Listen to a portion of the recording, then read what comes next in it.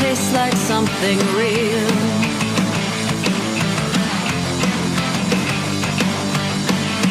Thick and sweet, the satisfaction that we feel.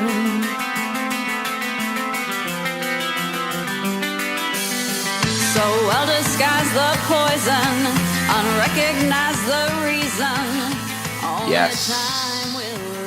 Welcome once again to another episode of Another Mediocre Podcast. I'm your host, Lou Capetta, and you are listening to the sounds of the Spider Accomplice and their brand new single that was released on Christmas Day, Swallow. And why am I leading off with this song, you might ask? I'm glad you asked. I just so happen to have the Spider Accomplice's lead singer, VK Lynne, as my guest this week. She's going to stop by and talk about all her endeavors, which include fronting the Spider Accomplice, among many, many other things. So I hope you enjoy, and I hope you had a very, very happy holiday. My lean and hungry mind is clear.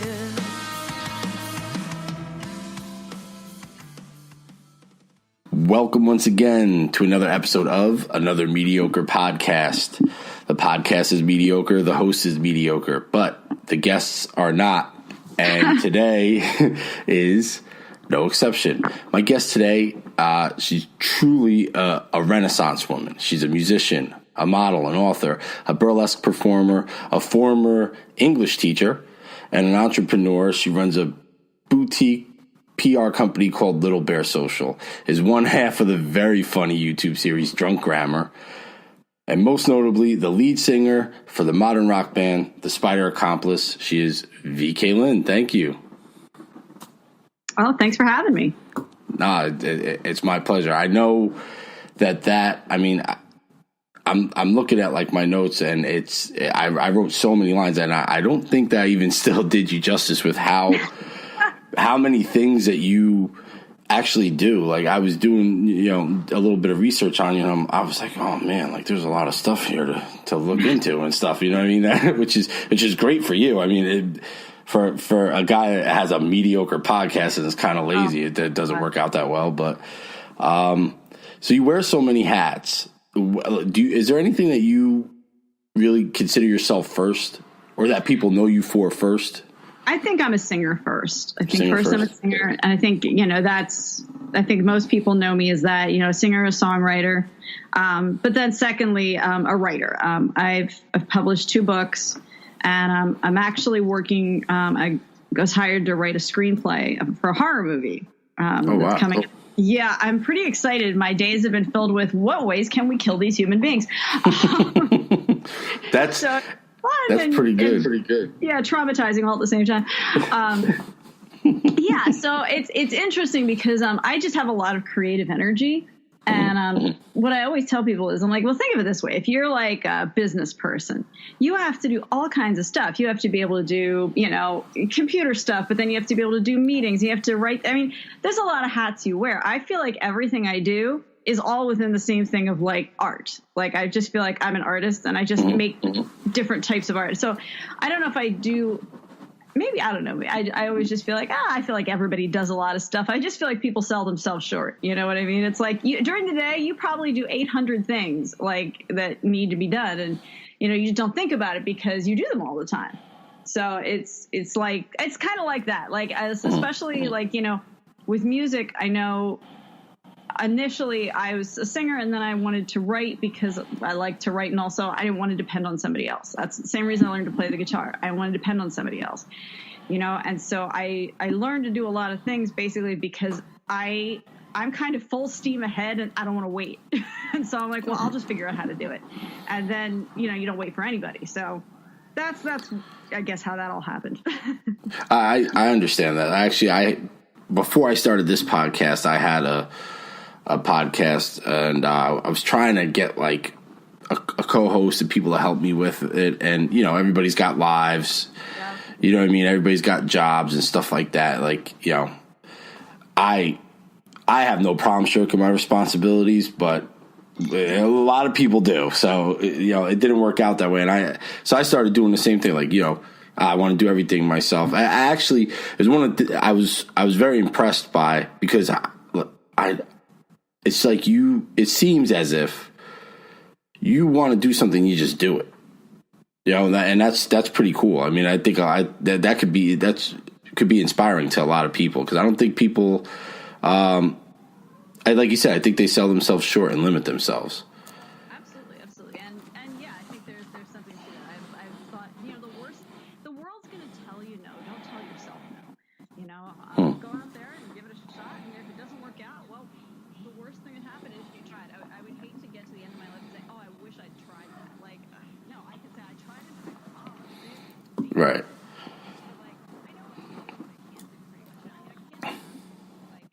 You don't want to do that. Yeah. I mean, my husband does the taxes, or we'd be in jail, because I can't figure it out. I'm not a technical person. Yeah. Oh my God. The wires and when it comes to mixing and mastering music and stuff like that, I got nothing for you. I'm like, just make it sound pretty, man. I don't, whatever. A technical stuff, it's not me. But everything on the other side, if you want me to make you something pretty and spread glitter on it, I'm your girl. I can do that. I'll have to keep that in mind if I ever need some fancy Christmas ornaments or something. 'Cause I got to be honest, the ones my kids make are awful. Oh, no, I'm just joking. I got a lot. I got 5. They range from they range from 20. I'm young too. I'm not even that old. My oldest daughter is going to be 21 in January, and my little guy is 6. Wow, yeah, you don't look old enough to have a 21-year-old. That's crazy. Thank you. I'll be 40 in February. Wow, that must be awesome. Because she's an adult. She's kind of like your buddy, probably. She's cool. I have two 18-year-olds that are right under her. They're not as good. They were my hellraisers. And then I got a 13-year-old who actually has been listening. She's very she actually, I don't know if you can see it, she's painted that Mr. Bet painting for me. She's very artistic, and she's been listening to your music since I showed it to her. Aw, awesome. And she likes it a lot, by the way. And then my daughter's going to be 14, and then my little guy's 6. And everybody, with the exception of the 14-year-old, made crappy Christmas ornaments. Now we got off on that tangent. So, yeah. Wow. So, whatever. So, I'm teasing. They came from the heart. I'm teasing. I love them. I actually did. One year when I was in kindergarten, I made my mother a stupid necklace out of macaroni, and she wore that thing to work. I don't know how. She must have really loved me, because if my kids made me a macaroni necklace, I'm not wearing it. So... They're listening right now thanks, Dad. Yeah. Oh, they better not be listening to this, because they don't listen when I talk to them. Oh. Wow. So, okay, so you're out in LA right now, right? But we talk. This podcast is coming live. Well, not live; it'll be recorded, but from the Lehigh Valley. You're originally a Philly girl. Yeah. And you went to college out here. We were talking before we taped this, and you were an English teacher, is right? It's funny. I actually still am. I've been a private English tutor for 16 years. Okay. So I go to teenagers' houses basically, and I scream at them about grammar until they do well in the SAT. That's awesome. Yeah, I have a good time. We definitely do, because grammar is super fun. I can tell from your face. You're like, no, it's not. No, it really. I have so much fun with grammar. It's almost unhealthy, and so I think that's why I've done it so long, because I just really dig it, and I feel like communication is so important, and we're losing it. We've got kids talking to each other in text and emojis, and I'm like, guys, you need to be able to communicate. We're losing the written word, and they're like, oh, you're so old. It's awful. Yeah, no, I know exactly what you're saying. Was that your major? Were you an English major? No, I was a theater major. Theater major, really? Yeah, I know. It's bizarre. It's ridiculous. I was a theater major. When I lived in Philly, I was directing. I was directing stage plays and whatnot. And then when I said we were going to move out to LA, I was going to come out here to concentrate on music because at the time that I was in Philly, it was not the town for a girl with a guitar. It really wasn't. Right. So I was like, okay, in LA, I'm going to focus on music, but you got to make some money. And someone said, oh, you should teach SAT out there. And I'm like, what? I haven't taken the SAT since Christ was a toddler. And it's amazing because here we are 17 years later, and it's, right. I would not believe how patient I am, but apparently I'm known for being a really patient teacher. And I really like the kids. That's good. That's really good. I wanted to be I wanted to be a teacher for a while until my older kids got to be teenagers, and then I was like, I deal with that shit at home. I'm not trying to deal with that shit at work too. I'll deal with dumb construction workers all day. I can at least outsmart them. Kids are too smart for me nowadays. No, what were you going to teach? Actually, I wanted to either teach English or history. Nice. And I wanted to teach in an inner city high school, which meant I was going to be making no money. But yeah, but they need good teachers in the inner cities, man. Yeah, I'll tell you a funny story. I don't know. So you do know the Philadelphia area. I don't know if you know the Jersey side of that Philadelphia metro area at all. But I lived down there for a while, down by like Cherry Hill and stuff. Yeah. And there's some bad areas down there. And I was the first time I attempted college, I was I was also a teacher's assistant at a middle school, and it really turned me off the way that some of the teachers really just they were just like they're collecting a paycheck. You know what I mean? Yeah. You can tell when teachers get burnt out, and it's like as soon as you start to hate the kids, it's time to go. You got to go. It was awful, and there was a lot there. It was really like I had like this whole like I was going to be Michelle Pfeiffer from Dangerous Minds kind of thing. They like pull back the curtain, and like everybody hates their job, just like nobody cares about the kids. You know what I mean? It's just it was disappointing. Hard job. It's a hard job. I mean, I could never teach in the public school system. There's so much that they have to do that's not about teaching. That's about bureaucracy. And I see these teachers, and I mean, especially out here, I've seen situations where they're like, well, we don't have the budget for textbooks. So if you want your kids to have books this year, you have to pay for them. And I'm like, what? That's crazy. I'm like, I'll stick to being a private tutor. Thanks. I'm lucky that I live in an area right now where we have a very good school system with lots of resources. However, I did grow up in northern New Jersey in a city where we did not have textbooks. We had to leave the textbooks at school and share them with other classes and things like that. We had to until my parents got raises and started getting better jobs and moved and stuff like that. So I tell my kids all the time, they're like, my one son, he really didn't want much to do with school. And I told him, I'm like, oh, you're so lucky. You don't know how lucky you are. And he's like, yeah, whatever, Dad.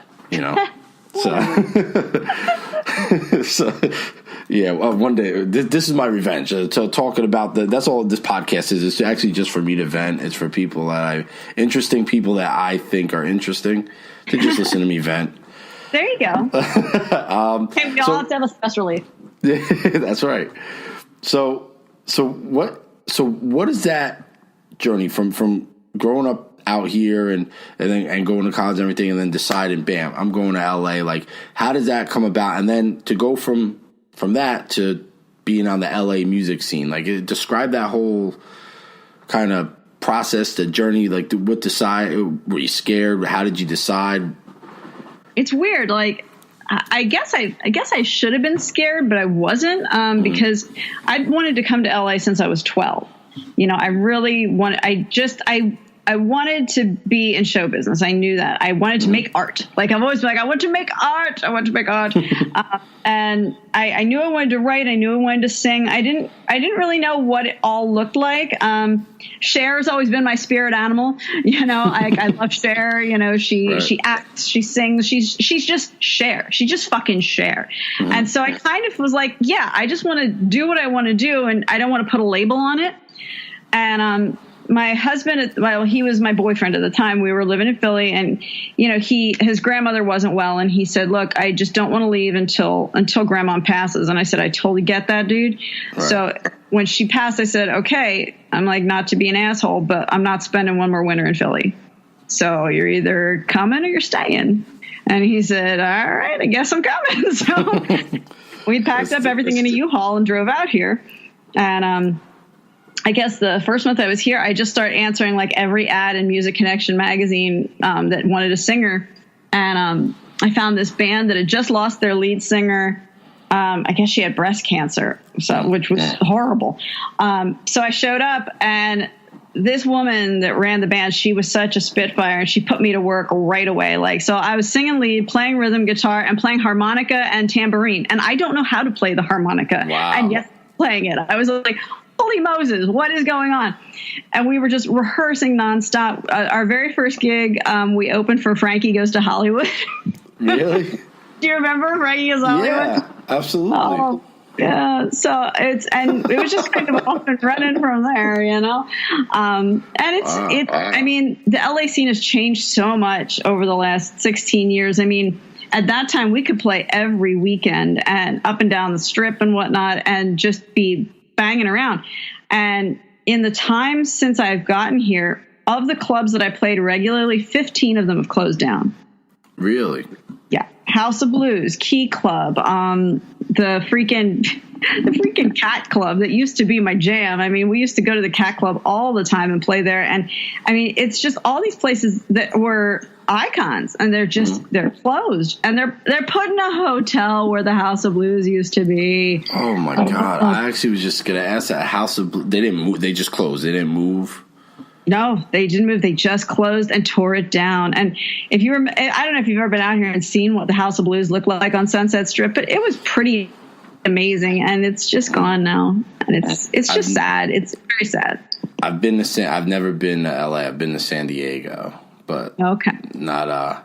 I only got to go out there because my kid brother went to Arizona State, and I went to visit him. Okay. And we took a road trip out to Cali and stuff, and saw San Diego. I wanted to go to LA. I didn't get a chance, but I love the West Coast. Yeah, it's nice. I would totally. I've tried to talk people into moving out. With me. I mean, no, everybody's like, yeah, right now. But whatever. I mean, because here's the thing, like, and my husband did say, like, because I was like, Philly's always going to be there. I'm like, right. It's not like as soon as we leave, it's going to fall off into the ocean. If we hate California, we'll fucking come home. You know what I mean? Like, yep. I don't want to sit on the East Coast and be like, oh, California, wish I'd gone. It's like, no, like, let's just go. I mean, life is short. Let's just go. That's why I have pink hair. Life is too short to have boring hair. Like, people always go, oh, I wish I could do that. I'm like, you can. Get a bottle and just throw it on your head. It's hair. Jesus will make more. Like, if it falls out, it's going to be okay. Like, and we get so wrapped up, and shit just ain't that deep, man. Like, just do it. Just fucking do it. I mean, that's why Nike said it. Just do it. Because really just, the worst that happens is you fail. And I think you learn something from that. So it's like, just do it. And I've learned, I mean, LA has changed a lot since I've been here. And I always tell people, you come to LA to find your band, you leave LA to find your fans. Because I've always found the guys that I play with here in LA, but we had more success when we went out on the road and toured in Wisconsin than I would have ever thought. Really? Wisconsin, we were like crazy metalheads hanging from the ceiling at 1:00 in the morning, delighted that we were there. In LA, they're just like, yeah, you're here, fuck you, like, it's like amazing. It's amazing. Yeah. Well, I guess obviously a lot more competition out in LA. I mean, Wisconsin, once the Packer season's over, like, what it really is there, right? What's even really that? It's more that everyone has so many options. Every night you can go out. I mean, tonight you could go out and see any number of bands, but then also stand-up comedians, plays, premieres. There's so much, and it's so expensive now to go out that a lot of people just don't go anymore. They're like, fuck it. By the time I pay $20 to park on the Strip, 2 beer minimum, cover, it's like $100 night, and fuck you. So they just don't go out anymore. Even the big bands skip over LA when they tour. Really? They play up north in Ventura, maybe even hit Santa Barbara, and then they skip over, go to San Diego because they're like, fuck LA. What are we going to do and play down there for? Because nobody can draw. So everyone I know who's like trying to make money or trying to do the thing for real is just, they play out of town. Nobody likes to play in town anymore unless it's for a special occasion because it just doesn't make sense. Do you guys play out of town a lot? Are you starting? Have you always done that? Or are you starting to do that more? I started that. Oh gosh, I guess it's getting to be like 5 or 6 years ago now when we started. Let's get out of town. Let's. I've played every shithole, rat hole, dick hole in this fucking town. So let's go out and see what's out there. I mean, literally, there is not a shitty bar in LA that I have not sang in. A place where you stuck to the carpeting. I mean, like that's awesome. It's pretty rad. So we headed out on tour and hit the Midwest and had a fucking great time. Mm-hmm. And then we went out and did a Southwest tour, and that was also great. And it really is nice to just get out of town and play for people who are excited to see live music again. People who are like, yay, oh my gosh, there's live music here. We've been waiting for something new, something different. That's what one of the bookers told me. They're always saying, bring us new bands. We don't want to see the same old bands all the time. So she's like, they've been so stoked that you guys were coming. It's ridiculous. I'm like, okay, well, here we are. So what, you forgetting the East Coast? Like you just. It's not even that. It's just. Coast. I know. And I still want to get there. Believe me. It's just, honestly, it's a matter of money getting all the way over. I mean, it's a hike. Right. Believe it or not, it's a real hike. And we would love to. We would so love to because I would love to play for the hometown crowd. And I've got friends in New York and stuff. And I would definitely love to do the East Coast. We've just got to make some damn money. But our manager's working on stuff. Got plans for the new year. So, I feel like we're in a good spot. I'm excited about 2018. That's awesome. So you're going to lead into 2018. So you're part of it's you and you're a trio, right? The Spider Accomplice. Yeah. What do you, I should have written it down. I'm sorry. Your bandmates' names. Arno Nermisto is my guitar player, and Justin Lee Dixon is my drummer. And and then me and me. And so we have a single and the accompanying video coming out on Christmas Day. All right. Are you revealing the name of that or anything like that? Or yes. Is it? It's called Swallow. Oh, I heard that song. I heard you perform that song acoustically on a YouTube video, I think. Did you do that? We did. We did an acoustic version to try it out, and we got a lot of good response. And very good. Thank you. So we did a crazy rocking version of it now, and added some little things to it, and did a really wild video. And so it's gonna be fun. It's gonna be super fun. Awesome. So you have 2 award-winning EPs, 2015's The Trap and 2016's Los Angeles, The Abduction. Yeah. So anybody listening to this, if they want to, they want to hear the Spider Accomplice and start listening to you, both of those EPs are very, very good. So please check those out. And then Christmas Day, your song and video Swallow. How are you releasing that? How are you putting that out? We're going to do it on Bandcamp. We're going to put out the single, and it's going to be free all day on Christmas to download. So on Christmas Day, just download the song, take it. It's free. After that, it'll be like 99 cents. But the video we're going to put up on Facebook as a Facebook video, and we're going to put it on YouTube. So it should be really easy to find, really accessible. We just want to get it out there to everybody because we're excited about it. That's awesome. See, free on Christmas. There's not. That alone should make you give it a try because there's nothing is free. True. And Bandcamp's a great site. A guy that was just on that I know personally, just on the podcast, comedian Glenn Tickle, he released his comedy album through Bandcamp, and he actually he charted on Billboard. Wow. Yeah, Bandcamp's one of the good guys. They really are. Do you find it hard to to make money off your releases with all the streaming going on? That's a question I wanted. I always wondered, because I have a very good friend of mine, right, who I grew up with. He's actually a hip hop artist and producer, and he's a lot behind the scenes, but he's worked with some very famous people, and he's always complaining about like never getting his royalties on time, and just so the streaming is awful. Here's the thing. The music business has done things the same way for a real long time. And it has changed. And you can't put the horse back in the barn.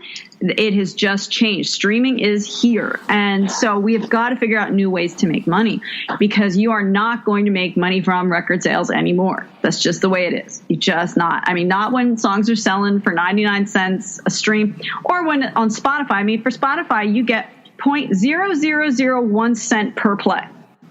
Really? Really? So, because I've had folks who are like, "Oh, I play your music all day, every day." I'm like, "Awesome!" And I got a cup of coffee. Like, you know. Shit. There's one Is Apple Music like that too? Oh yeah, they're all. I mean, I don't know the exact numbers on Apple Music, but I mean, they're all. Again, and I've seen music fans. There was this one cat on Facebook. He said, "Well, I would buy more music if it wasn't so expensive. If it was like 49 cents a song, then I'd buy it." I'm like, dude, like it's. Do you know how much it costs to make a record? And that's the thing. People don't. They're like, "Oh, well, everyone has Pro Tools now." Well, yeah, not everybody should have Pro Tools now. I'll tell you right now. You know, motherfuckers, making songs that sound like they're dog shitting. And I'm like, all right, dude, relax. If you want it to be mixed and mastered and to sound like something you're hearing on the radio, it's going to cost you. It is going to cost you money. That's just the bottom line. And so a lot of people are, out on the road touring, because that's one way to make money. A lot of people are trying to get placements, get your songs on TV, getting them in films and whatnot. That's a way to make money. Video games, for fuck's sake, video games, Right. You just got to find new ways. And there's a whole world of old rockers and old musicians out there who are like, "Oh, the old way needs to come back." It's not coming back. Okay. It's not coming back. It's like you've just got to accept it. You can't just bitch about it all the time. So that's what I like about my manager. She's really into, okay, we're going to attack this the new way. We're going to make this happen totally in the new. She's like, we're not signing with a label. Fuck that. We're not doing this. We're not doing that. We are doing this our way. She's like, we're going to Macklemore this shit, bro. Right. Okay, let's do it. Because that's what we got to do. Do you think, like, in this new, I have Apple Music. I used to buy a lot of music. I never really downloaded it legally, because I do want to support artists. Sure. But I never knew that. I did Apple Music because I'm like, oh, you know what? It's $15 a month. I'm spending at least that every month on albums. Do you find that that because more people are doing that you are going to have to find more creative ways to get your music out there? And does it even pay to go through a label anymore? Like you said, you're going independent, and you see a lot of that. Like you said, Macklemore. I know Chance the Rapper, and I'm sure there's others out there. I'm just going off the top of my head. Yeah. I honestly, a label would have to sell me on them at this point, because I honestly don't see, if you can't do more for me than I can do for myself, well, what the fuck am I giving you money for? Yeah. Because here's the thing, you can hire people to do all the things that the label claims that they're doing.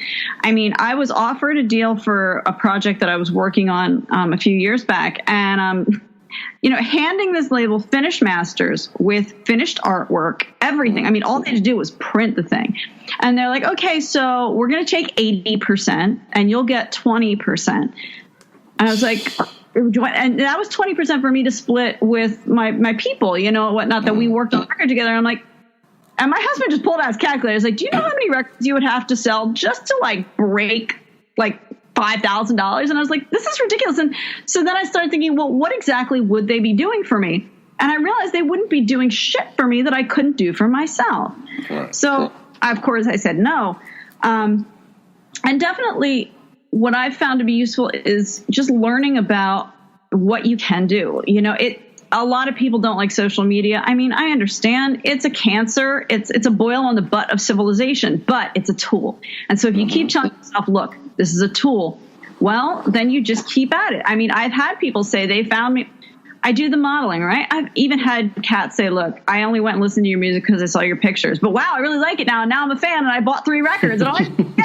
I mean, I actually had someone buy the physical CDs the other day because he first found me for modeling. And he's like, I can't stop listening to his music now. I'm like, yay, you know? Right. So you just try to tackle it from every side. You know, you do the Instagram, you do the fucking Twitter and the Facebook and all that. And you learn how to reach people, because reaching people is the thing. And that's why I don't mind the Spotify and the Google Play and all that stuff, because if one person hears my song and it makes them want to go and maybe buy the record and then, or maybe listen to something else, well, then you spread it. And I think in a way it'll weed out the people who really are artists and really want to make art and the people who want to make money.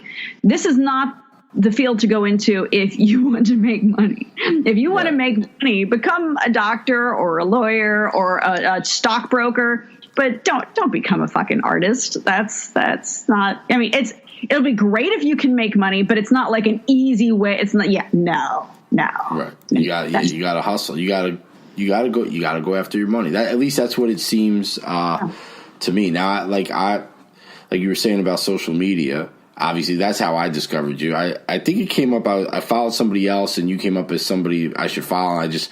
The pink hair got me. I gotta be honest. I was like, oh. Why is this lady got pink hair? Let's check this out. And I clicked on it and then it said, it's some music going. And and then like too, here's the other thing. Like I see that you have like 30,000 followers and I'm like, oh shit, man, am I like that sheltered? I'm supposed to know who this person is. Like, you know, then I feel guilty that I'm not following you. I don't know you. So I'm like, oh, now I have to find out. Oh, so, do not judge yourself at all, my friend. No. but it is. It's a great tool. It can also ruin your day because people are fucking. It's amazing.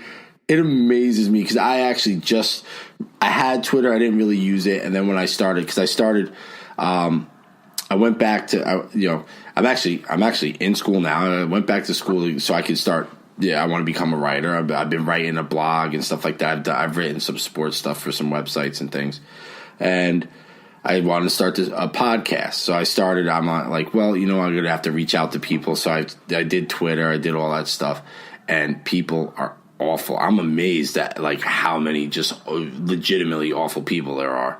It's crazy. Oh, no. You've had people be negative about, like, you know, when you reach out to them for the podcast? Believe it or not, yeah, I have had. So rude.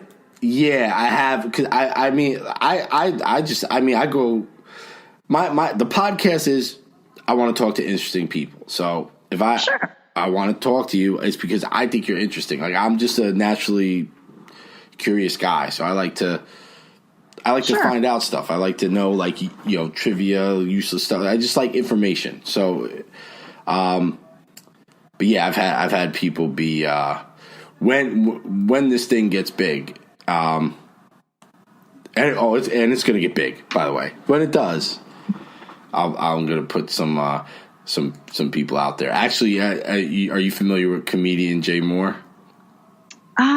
I know I've heard the name, but I don't really know his work. Like, nobody knows his work. I know I've heard the name, but I don't know the work. Yeah, nobody knows his work. He's an awful actor, but he's a comedian. He has a very famous podcast, and he's a dick. Oh no, what happened?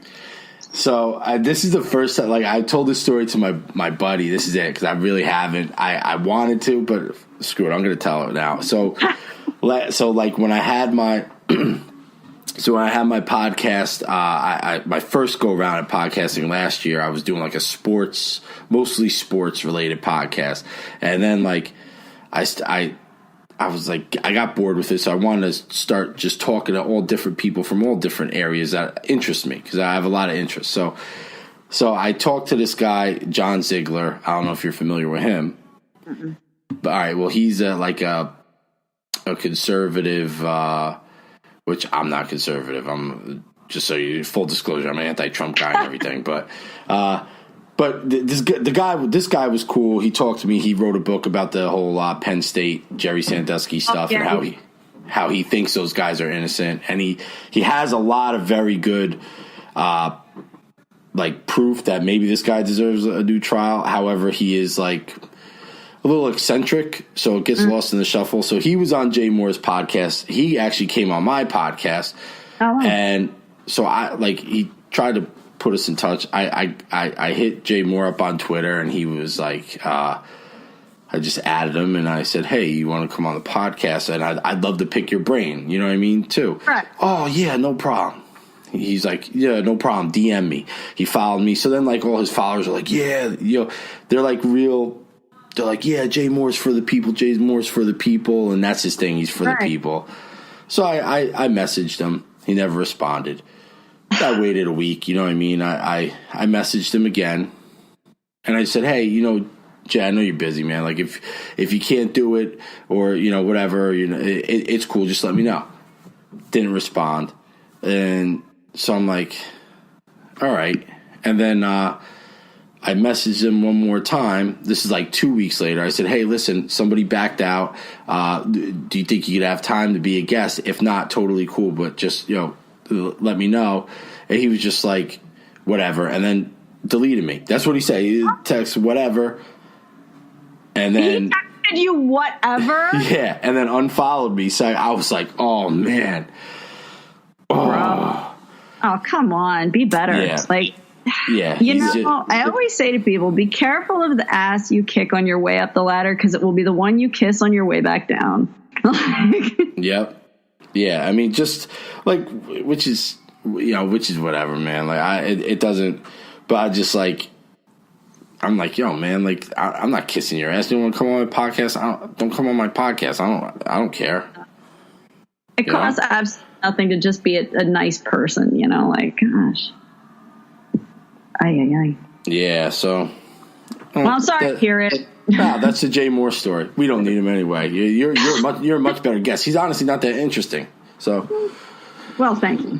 Jay, come on, man. You got to make reparation. You got to like, Yeah, that's right. He's out there in LA too. So. Yeah, come on. This is a decent guy. Thank you. See. So, all right. So now enough. I feel like you're listening more about me than I'm actually listening about you. No, that's all good. But so you were talking. You talking before about inspirations. You said you love Cher. That was actually one of the things I really wanted to ask you about, because you're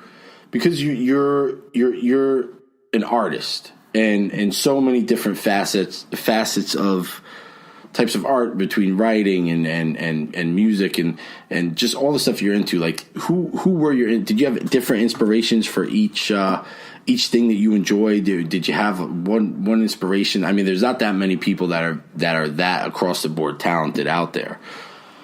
Well, it's interesting in that there's so many different people that I've been impressed with, and then kind of like pulled inspiration from. Melissa Etheridge was always one of my first. She was a woman who was like sitting there with a guitar and rocking and writing and gave no fucks. You know what I mean? And I loved that. And but I also love Nuno Bettencourt. So hard. I love Nuno so hard. Because he wasn't just, he was making hair metal at a time when hair metal was supposed to be basic, and he was doing these complex orchestrations and this amazing stuff. 3 Sides to Every Story is such an amazing record. It makes my head explode. And so I loved that about him. And then I started looking at the Indigo Girls. And once you delve into the Indigo Girls, well, now you've just gone to a whole new place, because these are like literary women, and they're just so fucking smart and amazing. And I guess I minored in creative writing in college, and I had a professor who really pushed on me to do screenwriting. And I didn't know if I wanted to. I was doing a lot of poetry at that time because I was thinking about songwriting, But he must have known something, because, here I am you know, how many years later. And I've written, you know, 5 episodes of a web show that we actually won an award at a film festival, which was really cool. Cause it was so funny. I was just tired of my actor friends not getting roles. And I said, fuck it, I'm just going to write something for you. So I wrote this show, and we filmed it. We filmed the first 5 episodes, and then we sent it off to a film festival, and we won Best Webisode. And we were like, what? So we were pretty stoked. But then that's awesome.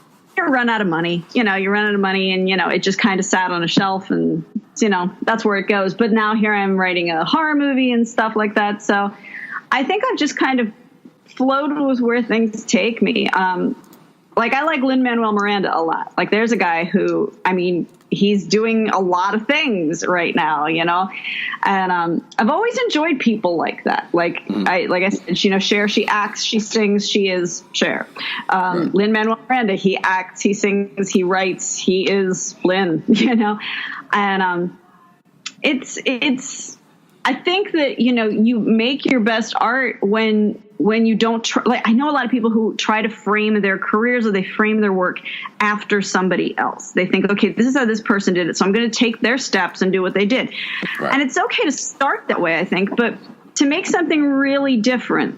And I do think that the stuff that hits and the stuff that changes the world, per se, is the stuff that is different. I mean, if you look at, like, Queen, they were making so many different genres of music at one time.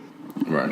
And David Bowie, you know, yep. I mean, and Zeppelin. And so I get a lot of grief from people in the industry, because they're like, well, is this music blues, or is it rock, or is it metal? I mean, what are you? And I'm like, I'm a musician. Like, that's what I am. It. Just make the music that I think is cool, you know, but I don't want to make the same record 800 times, you know. I always tell people I like Angus's joke from AC/DC. He's like, I'm so tired of people saying we've made the same record 13 times. We've made the same record 14 times. Right. Like, I don't want to do that. But I mean, hey, God bless. They're good at what they do, but you know it's AC/DC as soon as that riff starts. You're like, it's AC/DC. You know, and I just, like, after I made Whiskey or Water, then my next record was Vita Nova, which was complete symphonic metal. It wasn't blues at all. And people were like, oh, I thought you were going to make Whiskey or Water too. And I'm like, why? Whiskey or Water is great, by the way. That's another great one. I like that too. Thank you. Yeah, I loved it. And at that moment in time, that's what I was feeling. I think that maybe that's it.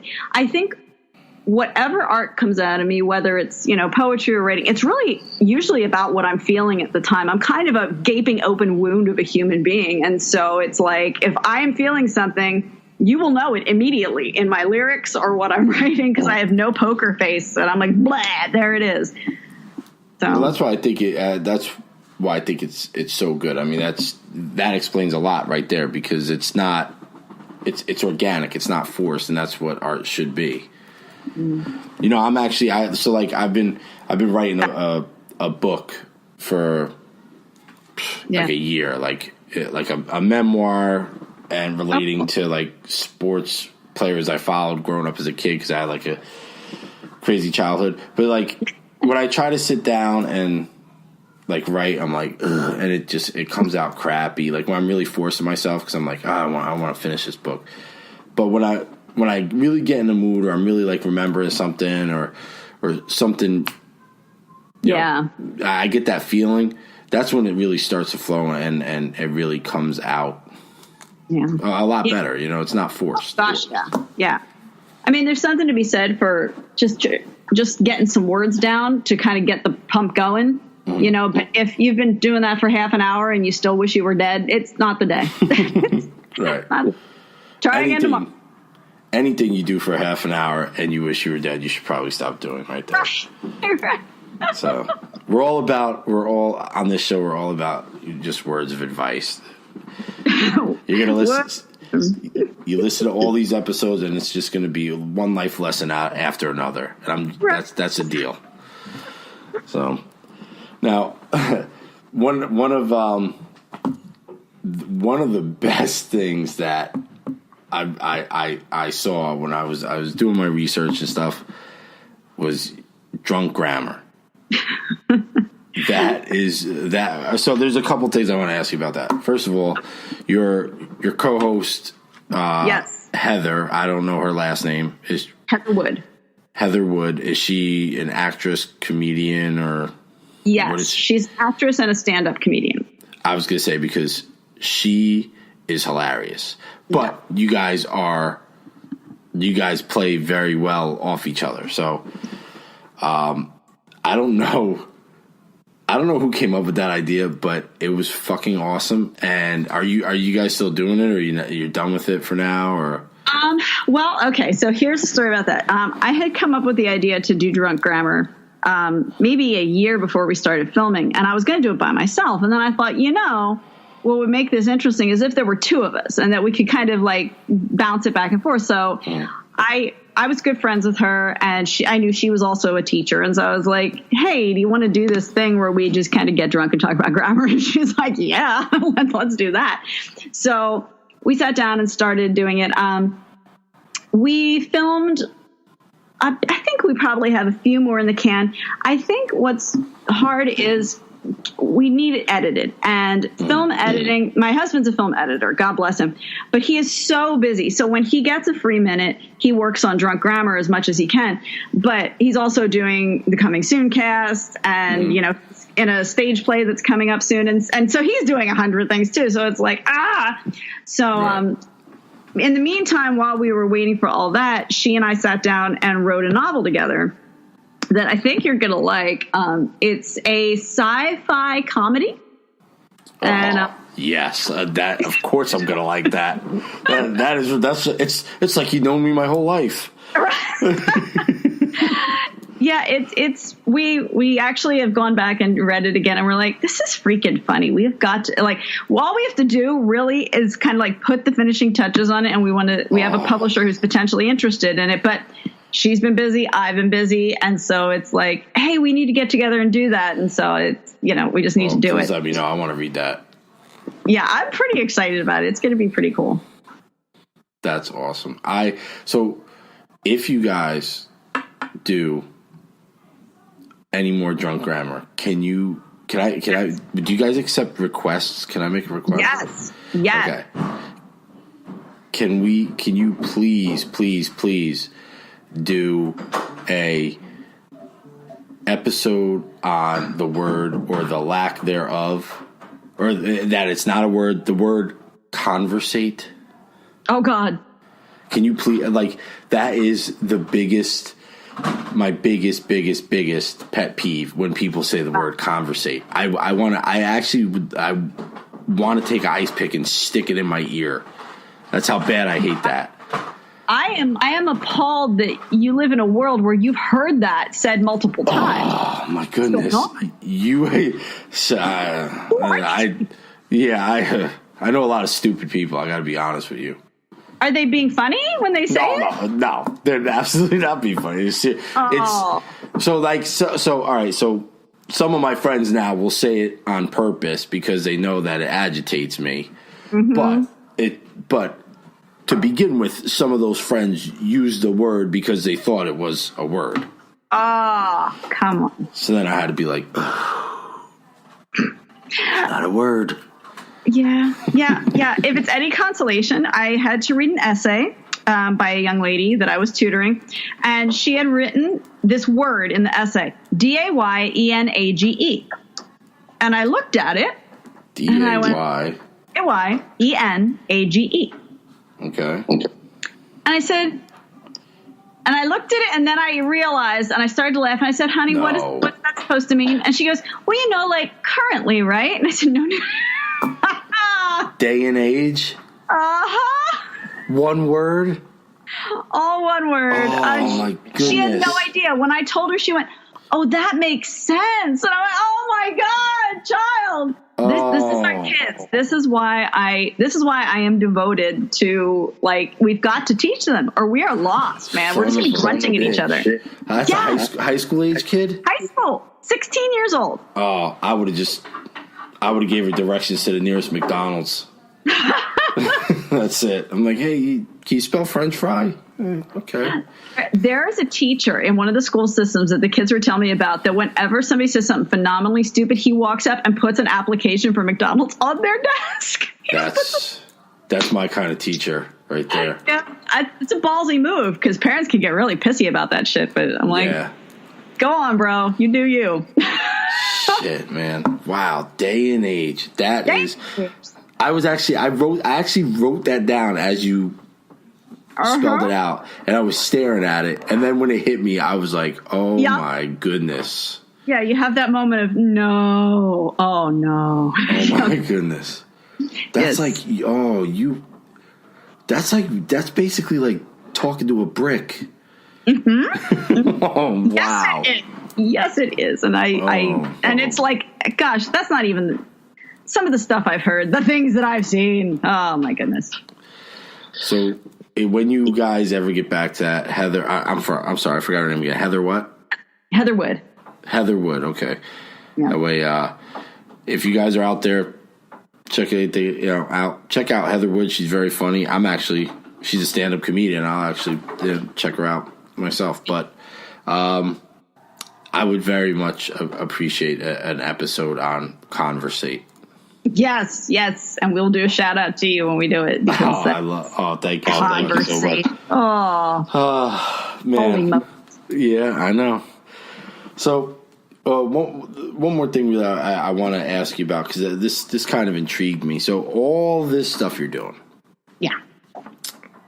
And then you start your own PR company, a Little Bear Social. I lost you there for a second. Okay, are you back? Yep, I'm here. It's weird. You froze up for a second. Okay, so you were saying? So all the stuff that you have going on, and you still find time to start your boutique PR company, Little Bear Social. Yeah. That was really intriguing to me. I thought so. Explain what that is. I know you do a lot of you do book editing. Yeah, it's public relations. It's basically my word nerding that I always tell people that I do. I had a lot of friends, musician friends, who were like, "Well, how are you making this social media thing go?" Because, like I said, a lot of people are afraid of social media. They are really afraid of it. They would rather die than page or a Twitter page. Dear God. So they're like, "Hey, you've got 31,000 followers. Like, how did you get them?" Yeah, right. That was adorable. One of your kids is going crazy out there. Yeah, he my little guy's over here. He's got his Spider-Man mask and his Ninja Turtles, and so I have to bribe them. I gotta bribe them to all be quiet while I'm doing the podcast. But he looked like he was gonna be getting a little rambunctious in a minute. But Nice. Yeah. So essentially, I told everyone that when I made Whiskey or Water, I was very naive in that I spent every dime I had on the record. And then when I got back, I was on a label at the time. My A&R person said, "So how much money did you save for promotion?" And I was like, wow. Nothing. Because I had no money for promotion. So I had to figure out how to do it on my own. And so I literally would just sit down and figure out, okay, how do I do this? And so I just started learning social media and reading articles about it and doing it on my own. And so a lot of it, I can cut through to the chase for some of my friends. And so it turned into from there, well, I don't know, I need to write this bio. What should I say? I'm like, well, I'll just do it. So I write it for them and whatnot. And then it's I've got friends in Europe who their lyrics will sound a little bit like they're written by English as a second language speaker. And so they'll say, "Can you just fix this for me so it doesn't sound like a foreigner?" And I said, "Sure." Because a lot of times it's just, prepositional phrases, idiomatic things. And I'll be like, "Well, just change it to this, So enough of it was going on that finally somebody's like, "Well, can I just hire you to do this?" I'm like, sure. So it's not the reason I say it's boutique is because it's certainly not something that takes up an enormous amount of my time. But I've worked for brands for t-shirt companies, sunglasses companies, mostly bands and musicians, a few photographers and stuff, where, I just kind of help them with the words. I mean, it's amazing how much text you need on just having a grasp of words that you can tweet, that you can post, that it's clever ways to say things, having a decent bio that makes it look like, you can put a sentence together and whatnot. And I can do it really quickly and easily for folks. And so, especially if you're someone who hates English the way I hate math, for them, it's totally worth it to just, shoot me a message and say, hey, I'll give you some money to do this. Will you do it? And I'm like, sure. Why not? So it's fun. Well, that's good, because I'll probably use that when I'm finally finished writing my book, to have you ask you to edit. Maybe I'll hire you as my editor. Oh, the things I've seen there too. I've edited some books where I've my life is measurably worse for having read this thing. Really? Oh man. Yes. Where I'm like, holy Moses, oh my gosh. And my husband's like, what? And so I'll read like a paragraph to him and he goes, what? Is that even English? I'm like, remarkably, really? Yes, it is. Yes, it is. Yeah. I'm telling you, people are writing books who should not be writing books. Really? Oh, gosh. And God bless them. I try really hard to glue them together and, smack some duct tape on them and make them look good. So. Wow. That's impressive. So write your book, man. Write your book. I feel pretty good about that now. I have new life. That's yeah. And I'll be using Little Bear Social to, if you're not too busy with the music, I would definitely hire awesome. Hire the drunk grammar people to drink and check out my book. Yeah, sometimes you got to drink while you're checking out a book. Oh yeah, you drink while you're doing anything. Yeah, I told the kids the way that I get through their essays is with a big bottle of wine. Well, yeah, you got people writing day and age as one word. Yeah, I would say so. Day and age. I said to her, that's actually what you wrote there, day and age. So I'd be like, now. From what the sounds of that, it sounds like they were drinking the wine. Yeah, I'm like, girl, come on. Oh my goodness. So what's next for you? So it's obviously Christmas Day, the Spider Accomplice. You're releasing the song and video Swallow. Yep. What's next 2018 for you? 2018, a lot of recording, because we have written a lot of new music, and it's kind of piling up in an embarrassing way. I would really like to get it recorded. Arno and I write all the songs, and we just can crank out songs at a strangely, alarmingly quick rate, which we're excited about because we really like writing together. But we're just on the same page. So we really want to get a lot of them recorded. We want to put out the third EP that will be the end of the trilogy, the Los Angeles trilogy. And then, start on more things. Our manager is excited. She's been submitting, my songs to other people to record, because maybe nobody cares about Whiskey or Water when I sing it, but maybe they'll care about it when, somebody famous sings it. So I'm like, there you go. I'm totally okay with that. So working on that. We're finishing the screenplay, the horror movie, and I'm, filming that. I don't know how long that's going to take. It's going to be a feature length film, so it's going to be a big pursuit. And he wants me to be on set so that I can do rewrites like on set while they're shooting. So wow. It's going to be taking up some time and whatnot. And doing the thing, trying to finish this book and that book, and and I might have something else up my sleeve, but I'll wait until. I know. My husband would be like, "What have you done?" And I'm like, well, he's like, "You did not start another project." I may have. I just, why not? Why not? Yeah. I can nail Heather to do more drunk grammar. I will nail her down to do it. Yeah. It's just a matter of everyone's so freaking busy all the time. It's just. Those things. Yeah, all that productive stuff you're talking about today, and I laid around on my couch today and ate pizza and watched Impractical Jokers for 12 hours straight. Well, in your defense, it's Christmas vacation. Like, people on vacation. They're just hanging out now. Yeah. And that's my defense. That's exhausting. I mean, that's a full-time job right there. Yeah, I'm trying to get out of it. I'm getting too old for that shit. Your 6-year-old's like, wait, I'm not raised yet. Yeah, that's why you have adult siblings. Oh my gosh! Come on. Wow. Oh my goodness. Well, I mean, I've gone a long time. I'm not just saying this. This was by far the best podcast I've done so far. I really appreciate it. Thank you so much for taking the time to do this. I'm going to try to get your friend Heather Wood on and your husband. You have a Facebook page, right? Yes. Okay, I'm gonna go and like it and tell folks to come listen to it, because you should have lots more people on. You're absolutely lovely. Oh, thank you very much. Yeah. Thank you. So I had a really good time. Thank you. Stay in touch, and when you got big stuff, please come on again. Absolutely. I'd love to. All right. Thank you so much. And I'm going to be. Oh, real quick, one thing I wanted to ask you was my podcast comes out every Tuesday, so this is going to be out the Tuesday right after your song is out. Do you mind if I open my opening with your song? Sure. That'd be great. Awesome. Perfect. Absolutely. Thank you. Thank you. VK Lynne, everybody. Good luck in 2018 and stay in touch. I will. All right. Thank you very much. Oh, no problem. Good luck with your book. Thank you.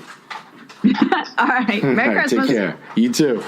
Thank you for checking out another episode of Another Mediocre Podcast. If you like what you hear, you can subscribe on iTunes or check us out on Spreaker.com. You can also check out accordingtolublog.com. Thanks again for listening, and we'll see you next time.